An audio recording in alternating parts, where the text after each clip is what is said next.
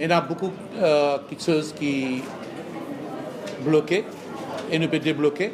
Mais ce qui est important là-dedans, c'est qu'il y a un échange très positif et qui a aussi de bonnes intentions du secteur privé. Nous voulons qu'il y ait un projet qui concrétise le plus vite possible. Si un projet n'est pas cher, il y a un fonds nécessaire, nous pouvons demander pour régler le projet. Et qui nous permettent maintenant aussi qu'au niveau international, qui va promoteur pour venir, mais nous donner priorité à secteur privé d'abord. Dans un mois, nous pouvons finir connaître exactement ce que nous était. Et quand nous pouvons dire développer pour lui, il peut être posé, intégré. Pour lui, il à le contraire, ce qui l'opposition peut dire.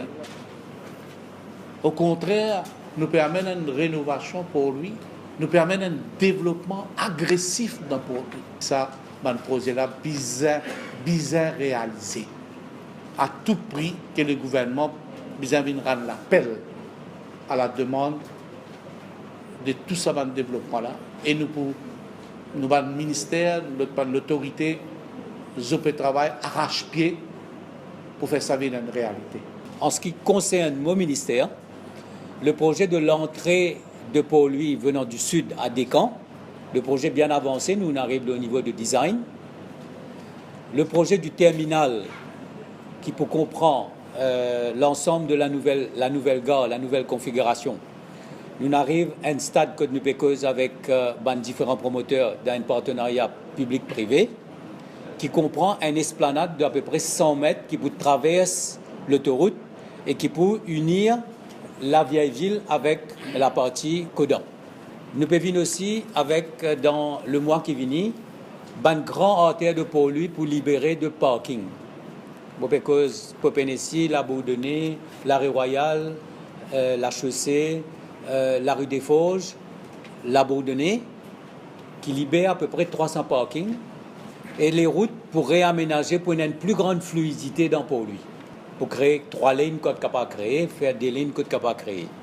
Nous pour qu'on pense ça, 300 places parking là, ensemble avec le local government et la municipalité, nous pouvons réaménager et réglemente le parking au Champ de Mars avec une caméra de surveillance pour que les gens capable de garder de l'auto là-bas gratuitement et nous pouvons un coup de nous mettre avec UBS and shuttle pour qu'ils fassent le park and ride ou soit le park and walk.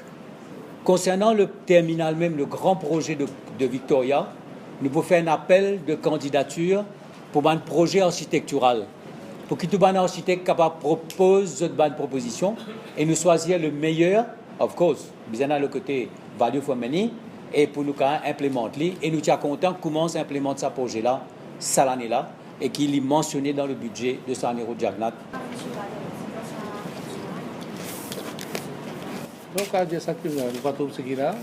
c'est moi qui peux présider cette réunion-là et qui me convainc. Moi, je connais une invitation par une état. Et un comité ministériel, c'est moi qui peux présider et nous satisfait, travaille bien. Si M. Badet, je sais Qui fait besoin pour M. Badet? Nous pas tout ça, nous faire. Non, écoutez, nous faisons notre travail. Nous faisons, écoute-moi bien. Nous faisons mon travail. Moi qui, Premier ministre, me délègue moi pour faire ce travail-là. Et mon fin de demande, le ministre qui concerné, qui vient pour faire mon travail. Et nous, là, nous présentons le travail fait très bien. Pour nous, c'est le résultat qui comptait. Le résultat fait très bon. Nous n'avons pas fini aucun problème. Secteur privé, bien content qu'on a demandé pour là. OK? Merci. Alors, les promoteurs privés de chacun de ces projets étaient là aujourd'hui. Je nous trouve le matin. Victoria Station, c'est un consortium de plusieurs promoteurs qui étaient là. Donc, les conclusions de leur accord entre le gouvernement et le secteur privé sont presque abouties. Les migrations, ils poursuivent le même modèle, mais les pour décaler de quelques mois. Une fois qu'ils lancent Victoria, elle est là pour aller là-bas. La gare d'immigration peut aussi inclure un police station, plus la caserne des pompiers, le Fire Service Station, qui peut relocaliser là-bas. Ensuite, il y a toute la série des projets privés du Waterfront, enfin Codan Waterfront, qui je connais, composé de le groupe Food and Allied, son aquarium, donc le promoteur était là ce matin, le groupe United Docks, qui peut faire un business park et puis un immeuble de 40 étages avec différents bureaux résidentiels and mixed-use facilities. Et le groupe Island Blight qui voulait faire un convention center avec une marina devant, en partenariat avec le groupe Inodis, côté Grenier et à Pravasigat. Donc là-bas, il y a un groupe international qui les développe, un joint venture international et mauricien qui les développe le Grenier et l'hôpital militaire, en incluant le musée de l'esclavage et dedans toute une partie d'activités culturelles, etc. Je connais au WACAF, c'est des sociétés qui sont propriétaires de différents terrains.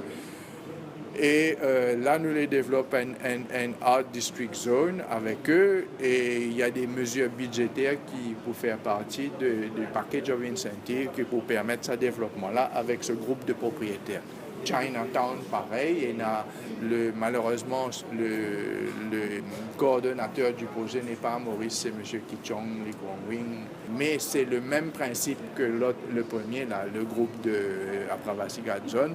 Je peux pool together pour faire un trust pour développer d'autres projets. Je peux constituer un fonds de développement du patrimoine privé qui pour aider ces propriétaires individuels à rénover et transformer leur maison correctement. C'est sur 15 ans, il représente à peu près 50 milliards, mais si vous divisez ça sur 15 ans, il fait 3-4 milliards par an, peut-être 5-6 pour certaines années, quand on met tout ensemble.